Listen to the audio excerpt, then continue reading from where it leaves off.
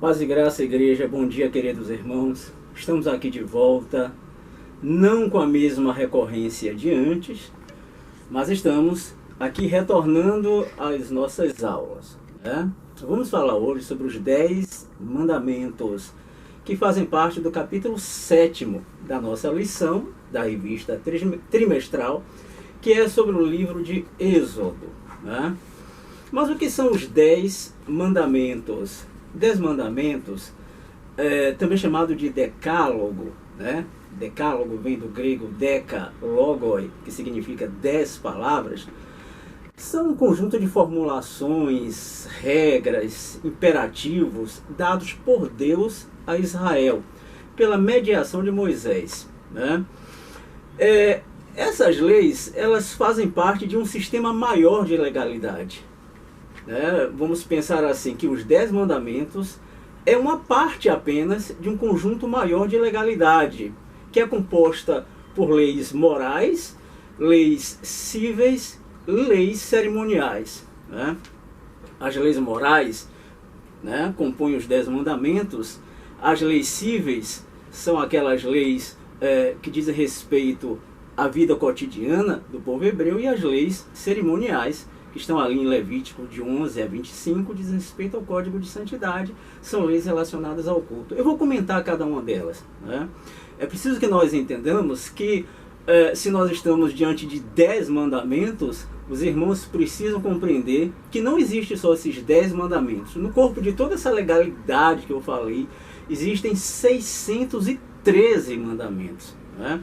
Portanto, as ordens, os mandamentos, os imperativos, as regras, todo o regramento bíblico do Antigo Testamento compõe-se de 613 mandamentos. Vamos falar um pouco do corpo legislativo, né, desse conjunto de normas que compõe aí a Torá, né? Então nós temos leis morais, leis cíveis e leis cerimoniais. O que seriam as leis morais? São os mishpatim, que abrange regulamentos sobre a justiça, respeito e conduta sexual. São princípios relacionados à ética e à adoração, baseados na natureza santa de Deus. Os 10 mandamentos está inserido nesse tipo de leis, leis éticas, leis que se voltam para o bem-estar, para o aperfeiçoamento, e trata da relação dos homens consigo próprios, né, e também com Deus. As leis morais, mishpatim. Nós temos as leis cíveis, cíveis e penais, que são aquelas leis que se referem à vida cotidiana, à organização social cotidiana do povo hebreu, né? Lida com a questão dos negócios, do homicídio, doações, escravidão, casamento, tudo isso que compõe-se a vida civil de uma sociedade. E as leis cerimoniais, chamadas de Hukim ou Shuká, que consistem em instruções como ter uma posição justa diante de Deus. Uma posição justa no que diz respeito à adoração, né? Lembremos dos sacrifícios, das cerimônias. Uma posição justa no que diz respeito às instruções relacionadas à lembrança das obras de Deus, às festas, os festivais. Uma posição justa no que diz respeito às instruções destinadas a distinguir os israelitas dos seus vizinhos pagãos. Aí entra a circuncisão, a redenção do primogênito, a Páscoa. Então, são esses níveis de leis. Nós vamos falar de um tipo de lei específica, que são as leis morais. Eu devo dizer que as leis cíveis e as leis cerimoniais já prescreveram, né?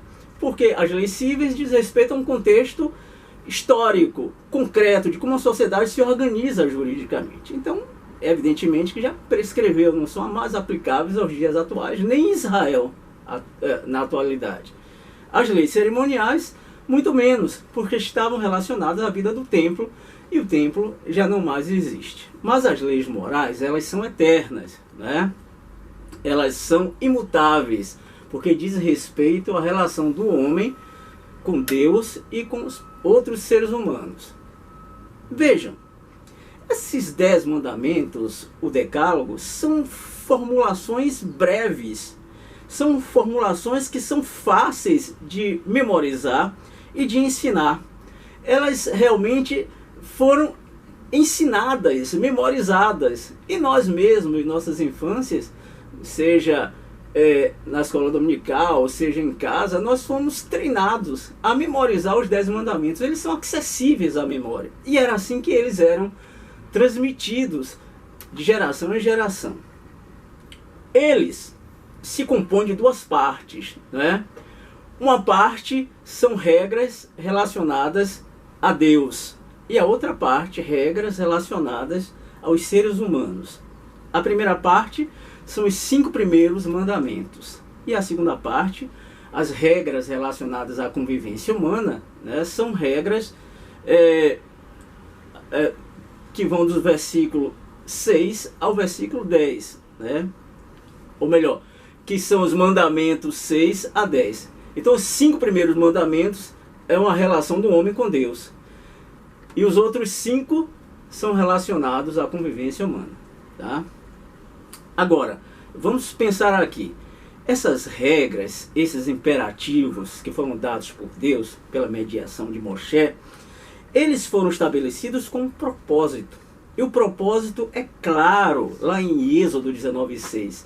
Eles foram dados, né, para que fosse forjada uma nação santa. Então foram estabelecidos com o propósito de criar uma nação santa, uma nação separada.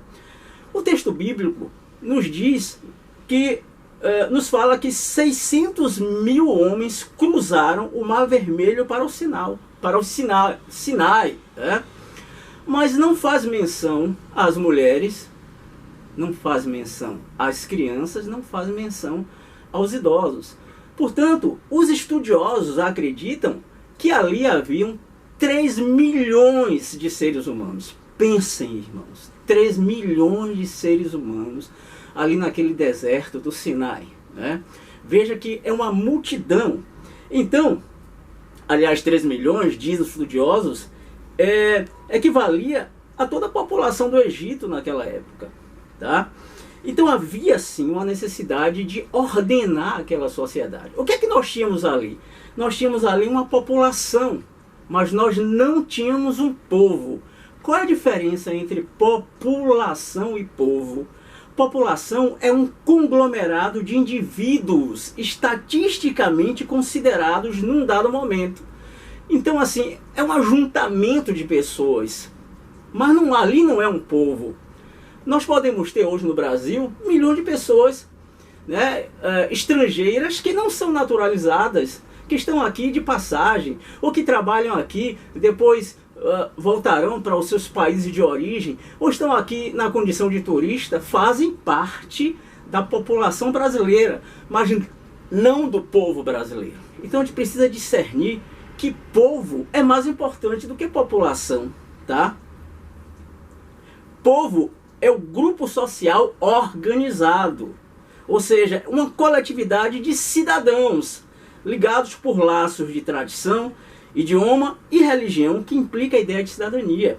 Então o povo está relacionado à cidadania, está relacionado à ideia de nação, né? O mesmo sentimentos, mesmas tradições, uma espécie de conformidade, né? de cultura, de compreensão de realidade, digamos assim. Então o que havia ali não era um povo, era uma população que era composta por gente das mais diversas origens, né? Foram diversos escravizados que saíram lá com israelitas. Então assim, essas pessoas todas não tinham senso de organização, não tinham uma organicidade. Então as leis foram criadas para isso, para criar uma ideia de nação, uma ideia de povo, né? Uma ideia de povo que refletisse o caráter santo de Deus. Então, Êxodo 19:6 nos diz que esses 10 mandamentos foram entregues para criar uma nação separada. Quando a gente fala de santo, é separado. Uma nação separada para servir a Deus, né? Para ser direcionada, dirigida pelos princípios bíblicos. Os 10 mandamentos estão estritamente ligados a isso, né? E aí a gente vê como é que surge o direito. Os 10 mandamentos é o primeiro passo para o direito hebreu.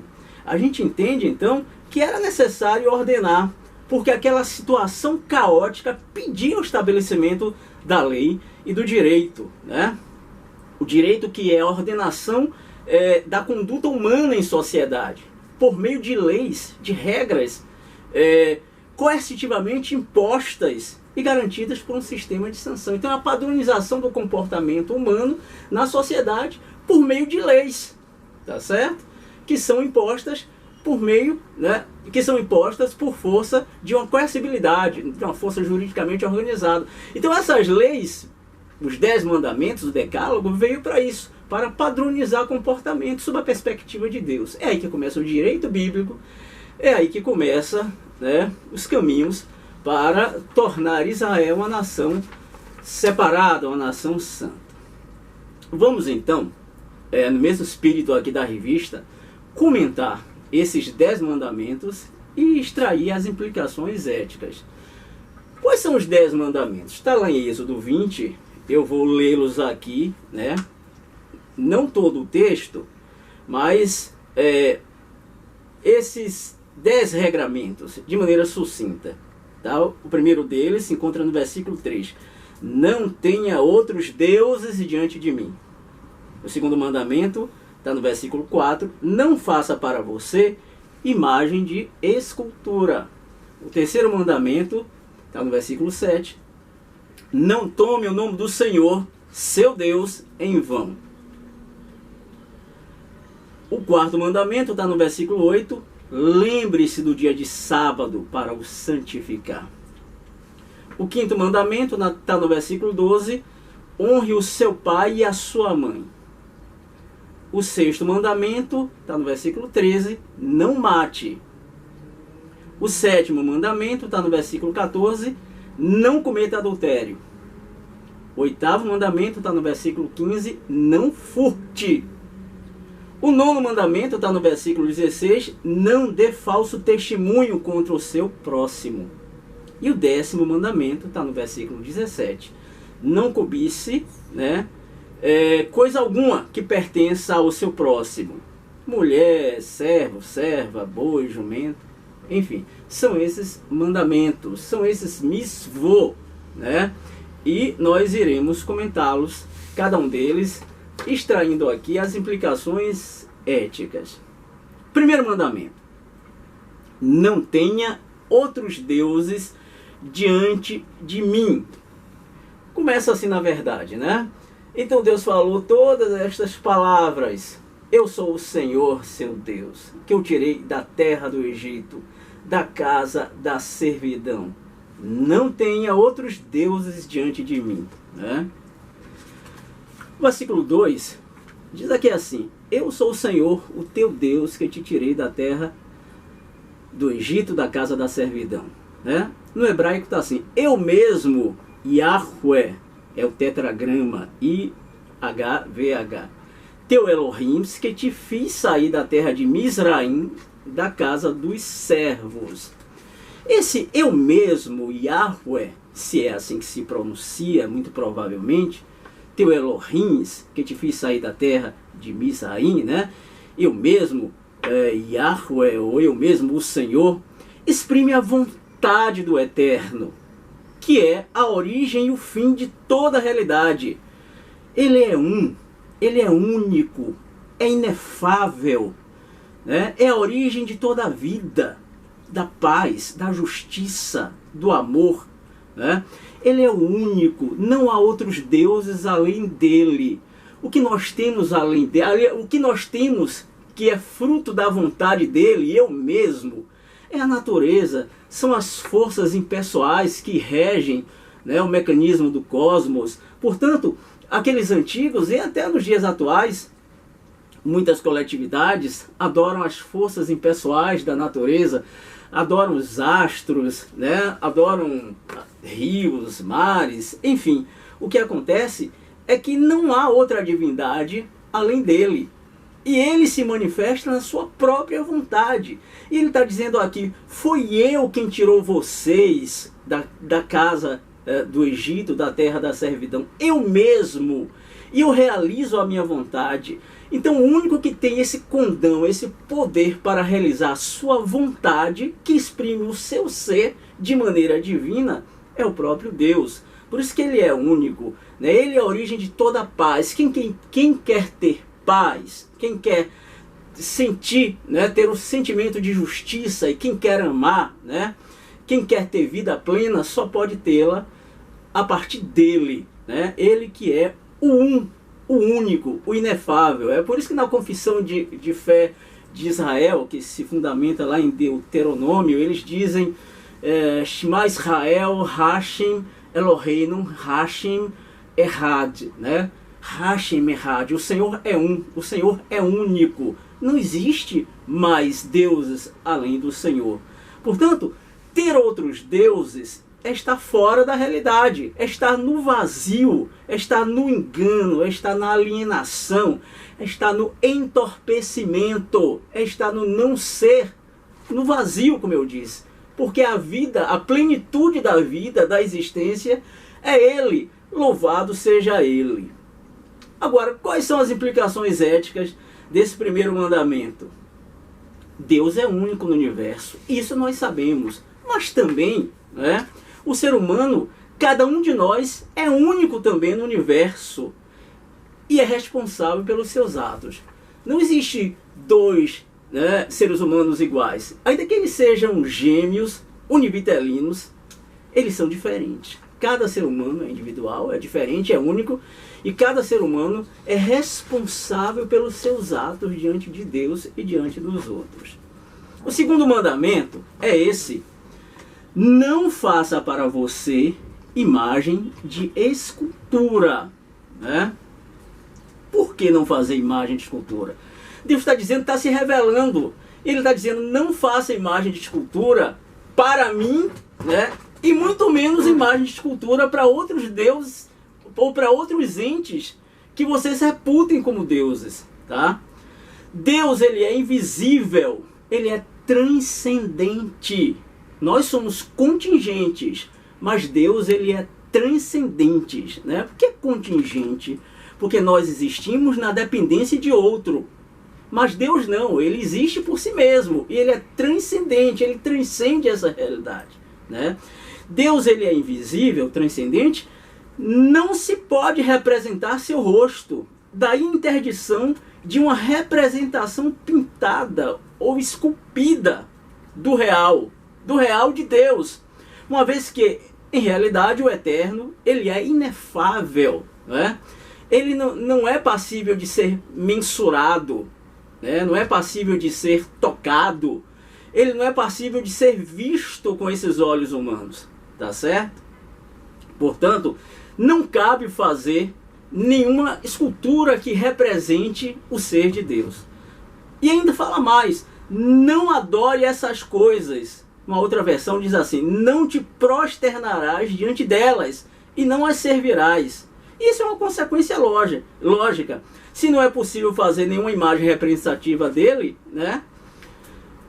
E quem o faz, certamente quereria se prostrar diante dela, e nem faça de outros deuses, porque não existem, né? E nem se prostem, porque se fizer, vai se prostrar. É uma consequência lógica. Pois quem talha uma imagem tem por objetivo prestar-lhe culto. Quem tem uma imagem de um deus, ou deuses, ou seja lá o que for, vai prestar culto, tá? E ele ainda fala mais. Eu estou aqui no versículo de 5 a 6. Não adore essas coisas, não preste culto a elas, porque eu, o Senhor, seu Deus, sou Deus zeloso. É interessante aqui que no hebraico, né, eu sou um el ardente. Esse ardente vem da raiz cana no hebraico, que significa ciumento, incandescente, flamejante. Eu sou um Deus flamejante, incandescente, ciumento. A ideia aqui é que o povo de Israel é considerado como uma esposa do Eterno, né? Israel é a esposa do Eterno. Quando o povo se afasta para buscar outros deuses, comete adultério. O Eterno, como esposo enganado, manifesta seu ardor apaixonado. O pacto que une Deus a Israel é fundamentado fundamentado no vínculo do amor. Então, ele se ira, né? Ele fica enraivecido, ele é zeloso por aquilo que ele tem, que é Israel, que é a esposa dele. Tá? Eu sou um Deus ardente, um Deus flamejante, numa outra versão, né? Um outro sentido, eu sou um Deus vermelho. É essa a ideia. Sou Deus zeloso. E prossegue, eu sou Deus zeloso, que visito a iniquidade dos pais nos filhos até a 3ª e 4ª geração daqueles que me odeiam, mas faço misericórdia até 1000 gerações daqueles que me amam e guardam os meus mandamentos. E aqui a gente precisa de uma explicação, né? Precisamos explicar. Aqui não se trata de maldição hereditária, né? Que é uma invenção recente desses neopentecostais, tá certo? Não existe isso na Bíblia de maldição hereditária, essa coisa mecânica, né? Que os pais erraram e se transmite quase que geneticamente para os filhos. Isso não existe. Visitar a 3ª e a 4ª geração não é algo mecânico. Ele visitará a 3ª e a 4ª geração se essa 3ª e a 4ª geração estiverem cometendo o mesmo erro da primeira, né? Se por influência dos seus pais eles continuarem a errar, o Senhor vai visitar essa 3ª e 4ª geração. O sentido é esse aí, né? Se eles continuarem pecando no mesmo erro dos seus pais, o Senhor vai visitá-lo, né? Castigando. O sentido é esse. Portanto, não adianta fazer uma análise linear das escrituras ao pé da letra. Tem que se entender o sentido real, o sentido profundo. E isso fica sendo propagado na igreja, né? Olha só, lá em Ezequiel 18:20, diz aqui assim: a alma que pecar, essa morrerá. O filho não levará a maldade do pai, nem o pai levará a maldade do filho. Veja, né?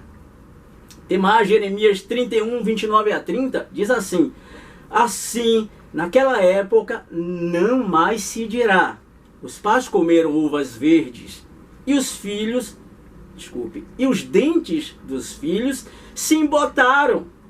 Ao contrário, cada um morrerá por causa do seu próprio erro e pecado. Os dentes de todo aquele que comeu uva verdes se embotarão. Então vejam, as escrituras não se contradizem, é um princípio de hermenêutica, né? Não pode falar uma coisa aqui e negar outra coisa ali. Portanto, essa ideia de maldição hereditária não se sustenta. Quais são as implicações éticas desse 2º mandamento? Não faça para você imagem de escultura. As implicações éticas, né, é que como os ídolos nada são e embrutece os seus adoradores, para adorar o verdadeiro Deus, para adorar a Deus, precisamos purificar o coração. Então, assim, para nos aproximarmos dele, precisamos ter o coração purificado, santificado, né? E não embrutecido. Infelizmente, a gente vê no meio evangélico muita suposta adoração embrutecida, né? Sem racionalidade, né? Sem clareza. E aí isso dá aso para mau testemunho, né? Dá aso para, né, críticas para aqueles que estão fora. Portanto, precisamos purificar o nosso coração em santidade e buscar a Deus. O 3º mandamento é esse: não tome o nome do Senhor seu Deus em vão. Meus irmãos, o que significa em vão, né? Essa expressão em vão no hebraico é lachav. Lachav refere-se ao falso juramento ao pronunciar o tetragrama. Então, assim, eu estou jurando fundamentado no nome do Yahweh, né? Do Yah, do tetragrama, tá? Esse mandamento, ele tem por objetivo combater o abuso dos juramentos que tomavam Yahweh, né, o Eterno, por testemunha. Então se abusava, se jurava a todo momento em nome do precioso, do Eterno. Então esse mandamento tem por objetivo, né, evitar esses abusos, mas também conservar o caráter desse nome sagrado. Ele tem um nome, se você não sabe. Esse nome está lá revelado em Êxodo. Meu nome é esse, né? Na tradução é: eu serei o que serei, tá? É o Eterno.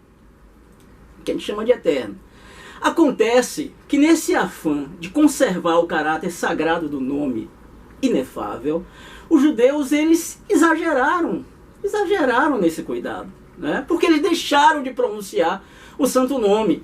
Lá nas escrituras hebraicas tem um tetragrama e em cima tem Adonai. Então quando se lê, né, Adonai, tá certo? Então eles exageraram nisso, né? Deixaram de pronunciar o nome sagrado. Este nome sagrado, ele só era pronunciado uma única vez no dia do Yom Kippur, né? O dia do grande perdão. E isso pelo sumo sacerdote, naquele santo átrio, no santo dos santos, né? Então quando o templo foi destruído, não houve mais pronúncia desse santo nome, o nome inefável. E hoje, a gente, infelizmente, né, nesse zelo exagerado dos judeus, a gente não sabe como é que pronuncia. Os estudiosos tentam reconstruir. Talvez Yahweh, né? Mas chama-se Hashem, né? O nome, né? Hashem, o nome. O nome porque já não sabe mais pronunciar esse santo nome. Jesus, ele proibiu terminantemente jurar pelas coisas sagradas. Isso está lá em Mateus 5, 34 a 37. Né? Seja por Jerusalém, que é a cidade do grande rei, seja pelo altar do templo, enfim, nós não devemos mais jurar pelas coisas sagradas, pelo nome do Senhor, tá certo? Então, a simples palavra do crente, do Filho de Deus, deve ser verdadeira, sem recorrer mais a juramentos. É sim, sim, não, não, sem precisar mais dessa mediação de juramentos, né? Tem pessoas que ficam falando, em nome do Senhor, eu tomo o Senhor por testemunho. Cuidado, fica toda hora falando assim, né? Diante de Deus, tá? Enfim, precisamos tomar cuidado. O quarto mandamento é esse, tá lá em Êxodo, nesse capítulo 20, né? Versículo de 8 a 11. Lembre-se do dia de sábado para o santificar. Sábado vem do hebraico Shabá. Significa repousar, parar de trabalhar. Meus irmãos, a finalidade do sábado é essa. Lembrar, né, a criação do mundo, o poder criativo de Deus. É um dia de contemplação, um dia de adoração. Por que contemplação? Porque está lá no versículo 8, né? Vamos ler aqui para nós entendermos o significado do sábado. Aqui, ó, versículo 8, né? De 8 a 11. Essa é uma questão espinhosa, que é sempre motivo de debate. Diz aqui assim, olha só. Lembre-se do dia de sábado. Já sabe que sábado é Shabá, repousar, né? Repouso. Para o santificar, 6 dias você trabalhará e fará toda a sua obra, mas o 7º dia é o sábado, dedicado ao Senhor seu Deus. Não faça nenhum trabalho nesse dia, nem você, nem o seu filho, nem a sua filha, nem o seu servo, nem a sua serva, nem o seu animal, nem o estrangeiro das suas portas para dentro. Pois, atentemos para esse versículo, versículo 11, pois em 6 dias o Senhor fez os céus e a terra, o mar e tudo que neles há, e ao 7º dia descansou. Por isso o Senhor abençoou o dia de sábado e santificou, né? Então, ó, esse dia é um dia de lembrar, de refletir na obra que o Senhor fez, né? É o dia de nós refletirmos, é um dia de adoração pública, é um dia de nós refletirmos a obra de Deus em nossas vidas.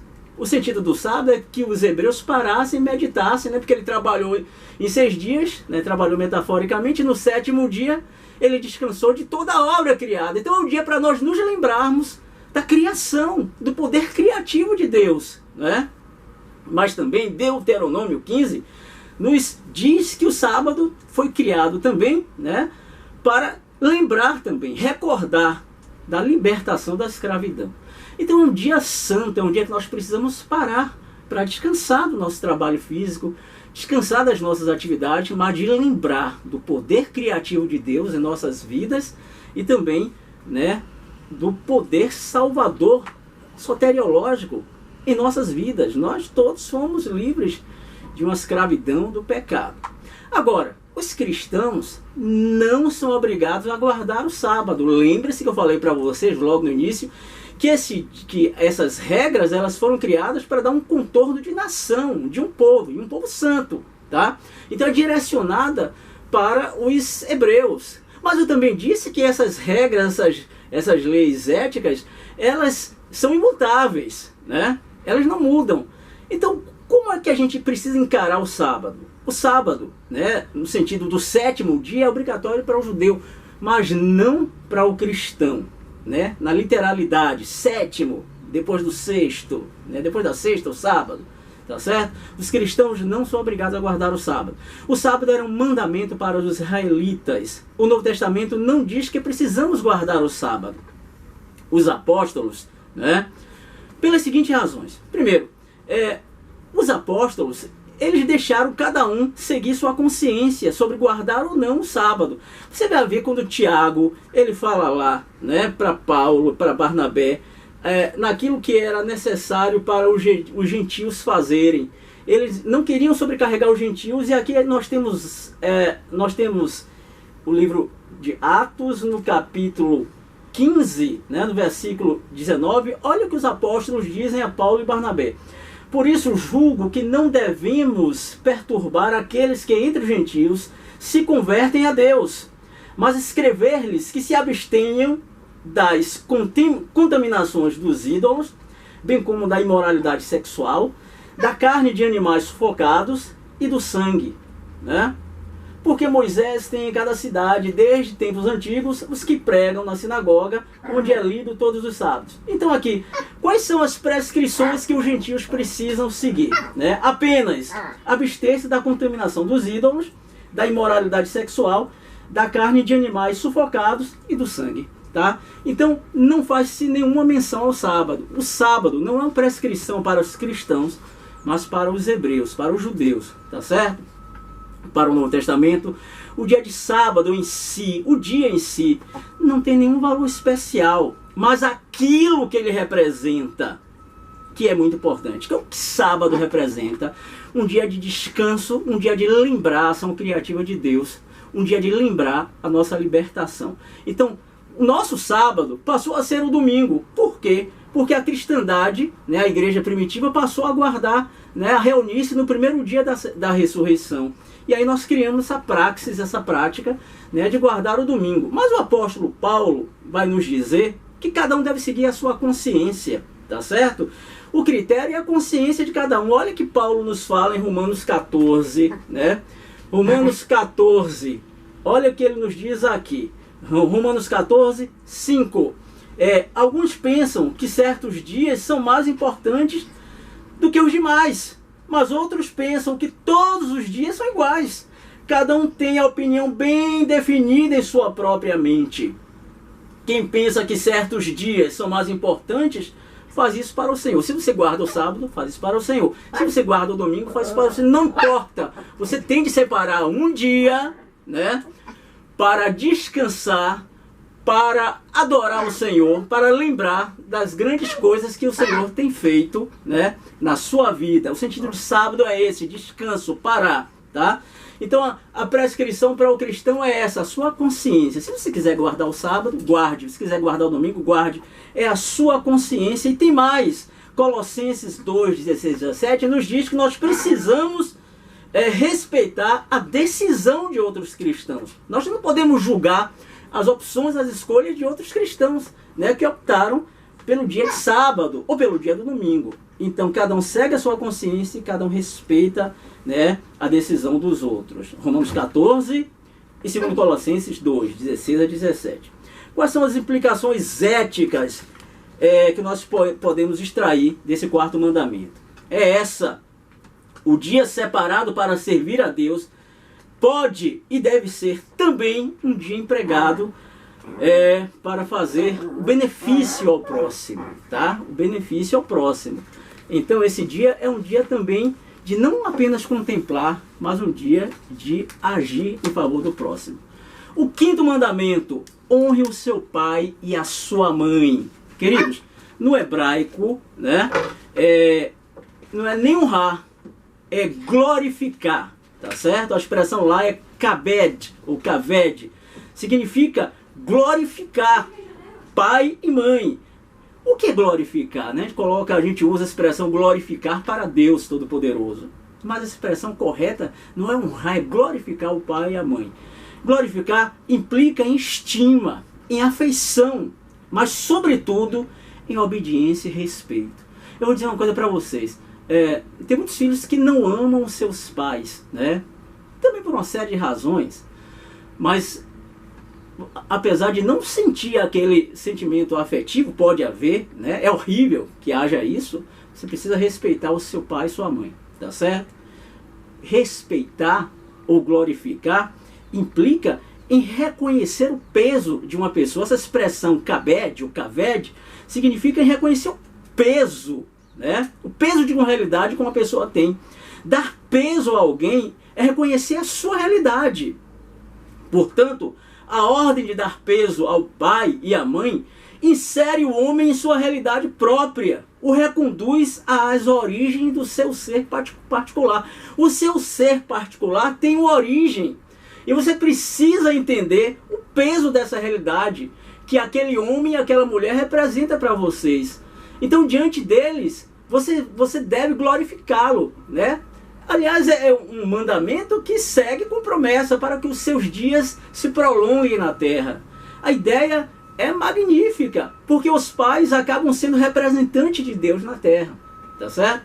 Então, diante dos pais, com todos os problemas que às vezes se pode ter, né? Você precisa ter em mente que aqueles dois indivíduos ali, eles precisam ser respeitados, glorificados, né? Amados como devem ser, porque eles têm peso de realidade e a sua origem está relacionada a ele, tá? Se a nossa origem remota está relacionada a Deus, Adão e Eva também, a sua origem mais próxima está relacionada a seu pai e sua mãe. As implicações éticas que nós podemos tirar é essa: como o pai e a mãe são colocados em pé de igualdade, devemos nos lembrar que Deus não faz acepção de gênero. Jesus resgatou a igualdade entre homem e mulher. Aqui não diz glorifique o seu pai ou glorifique a sua mãe. Glorifique a ambos, né? Ambos são iguais diante de Deus. O gênero masculino e feminino, eles são tratados de maneira igual diante de Deus, né? Com a mesma dignidade, sobretudo depois que Jesus veio e resgatou a dignidade da mulher, né? A dignidade que ela sempre teve, tá certo? E esse é o quinto mandamento: honre, glorifique o seu pai e sua mãe. O sexto mandamento é esse: não mate, né? Deus, ele é o criador e o sustentador da vida humana. Portanto, quem comete homicídio arroga-se uma posição divina. O homem que é um homicida, ele quebra a ordem natural, ele se põe no lugar de Deus, porque ele está terminando, né, algo que foi começado por Deus, porque a vida tem origem no Senhor, tá? Para o nosso direito penal, o homicídio é um crime por excelência, tá certo? Por quê? Porque a vida é a fonte das instituições públicas, privadas, né? Dos bens, né? Da sociabilidade. Então, deixe-me ler aqui um breve trecho desse livro aqui de Direito Penal, de Fernando Capês, né? Esse livro aqui, e ele faz uma menção à importância, né, que esse crime tem na nossa sociedade. Ele vai dizer assim o seguinte: o homicídio é o crime por excelência. Todos os direitos partem do direito de viver. Pelo que, numa ordem lógica, o primeiro dos bens é a vida, é o bem da vida. O homicídio tem a primazia entre os crimes mais graves, pois é o atentado contra a fonte mesma da ordem jurídica e da segurança geral. Sabendo-se que todos os bens públicos e privados, todas as instituições se fundam sobre o respeito à existência dos indivíduos que compõem o agregado social. Então o homicídio é uma desgraça para a sociedade, reconhecida biblicamente e reconhecida pelo nosso direito penal, pelas ordens, né, jurídicas de todos os países. Porque a vida é o bem maior e a fonte de todas as instituições. E biblicamente a vida é um atributo de Deus. Quem comete o homicídio, né, arroga-se a uma condição divina. E o Senhor vai cobrar o sangue do inocente, da vítima. E essas pessoas, se não se arrependerem, estão indo diretamente para o inferno, para o Sheol. Então, né, precisamos dizer isso sobre o homicídio. Mas há outras formas de matar. O bullying, a discriminação, a falta de assistência ao enfermo, o homicídio subjetivo, que é condenado por Jesus, né? O desejo de matar que encontra raiz lá na subjetividade. O homicídio simbólico, que é o silenciamento, o apagamento, a indiferença, né?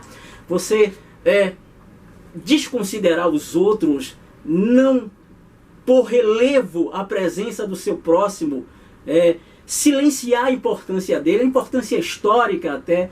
Então tudo isso é uma forma também de matar. Eu estou indo rápido aqui porque o nosso tempo está chegando ao fim, né? Eu me lembrei aqui de uma situação, eu estava numa audiência, né, de divórcio. Aí uma cliente, ela me disse: doutor, eu ainda gosto muito desse sujeito, mas eu vou matar ele dentro de mim. Eu fico assim pensando, o que é matar dentro de si? É apagá-lo dentro da sua subjetividade. Então é um grave erro você desconsiderar a importância das pessoas, apagar a presença das pessoas, fingir que elas não existem, né? Passar por uma pessoa e nem sequer fazer cumprimentá-la. Então tudo isso está no pacote, né, de homicídio, seja real, seja simbólico, seja subjetivo. O 7º mandamento é esse: não cometa adultério. Adultério ou adulterar vem da raiz naaf, né, que implica em devassidão, fornicação desviada, antinatural. Então, esse naaf, o adultério, é um ato que lesa o próximo e também um atentado ao fundamento da ordem social, que repousa sobre a legitimidade da família. A ordem social repousa sobre a legitimidade da família. Quem adultera está indo de encontro ao fundamento de legitimidade colocada pelo Senhor, que é, né, a família, tá certo? Além de lesar o próximo. No contexto do Antigo Testamento, o adultério era condenado com a morte de lapidação, né? Tanto o homem quanto a mulher. É necessário entender isso, tanto o homem quanto a mulher. Jesus condena o adultério, mesmo que seja no íntimo da subjetividade. Mateus 5,27 diz: olhar para uma mulher com uma intenção impura, né? É claro que a beleza, Santo Tomás de Aquino diz que a beleza é o esplendor da forma. Evidentemente, claro, uma convenção social também. Mas o que é belo atrai a nossa visão, né? Mas daí a maquinar dentro da subjetividade o desejo de fornicar ou de adulterar, de ter conjunção carnal, isso é um adultério subjetivo que Jesus condena, tá certo? Então o adultério vai de encontro à legitimidade do fundamento da própria sociedade, que é a família. Isso vai diretamente contra a vontade de Deus, tá? Eu já estou aqui me alongando. O 8º mandamento: não furte, não roubarás. Eu quero dizer para vocês, é autoexplicativo, né? Não roubar, não furtar. Furtar é subtrair algo, alguma coisa de alguém de maneira sorrateira, diferente de assaltar, né? Que é mediante violência e é bem perceptível. Então é autoexplicativo. Mas eu quero dizer para os irmãos que há muitas maneiras de violar esse mandamento. Por exemplo, não pagar suficientemente ao empregado, né? Burlar o fisco, superfaturar nota fiscal, não fazer o trabalho correspondente ao salário que foi combinado, né? O cara está recebendo e não está trabalhando como deveria. Cobrar demasiadamente caro, tá certo? É o jeitinho brasileiro. Tudo isso está aí em furtar, porque é um furto e o Senhor condena o furto. O 9º mandamento é esse: não dê falso testemunho contra o seu próximo, né? Lá no hebraico está assim: testemunho de mentira. Por quê? Precisa entender esse contexto. Porque lá o processo era todo oral, né? Tudo era oralmente naquele processo. Daí a importância do juramento em audiência. O juramento era o principal meio de prova. E aí havia pessoas, né, que davam um testemunho mentiroso, um falso testemunho. Então o Senhor se aborrece com esse falso testemunho. Agora, o testemunho falso, o falso testemunho, arruína a reputação de uma pessoa, né? E a impede de receber o tratamento justo que as pessoas precisam ter na sociedade. É por isso que Paulo, lá em Efésios 4:29, diz: não saia da vossa boca nenhuma palavra torpe, e sim unicamente a que for boa para edificação, conforme a necessidade, e assim transmita graças aos que ouvem. Palavra torpe lá no grego é sapros. Sapros significa palavra podre. Eu pensava, na minha ignorância, né, quando eu apenas li as escrituras de maneira literal, que era o palavrão, mas não é o palavrão, não.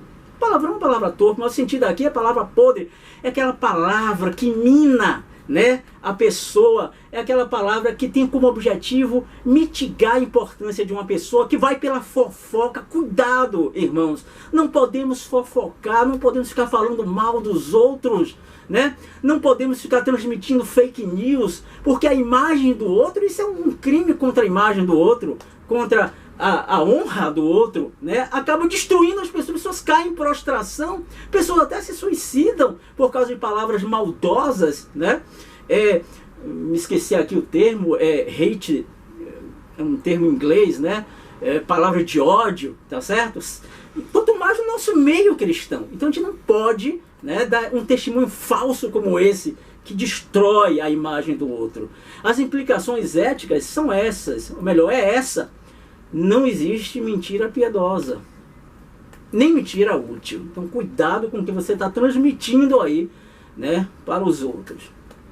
E o último mandamento é esse: não cobice coisa alguma que pertence ao seu próximo, tá? Mas o que é a cobiça? Cobiça é o desejo reprovável. Lá no grego é epitomia, ou seja, é o desejo de coisas erradas. É o desejo que é reprovável por Deus, né? Esse desejo de coisas erradas, essa epitomia, é própria da amartia, que é o pecado.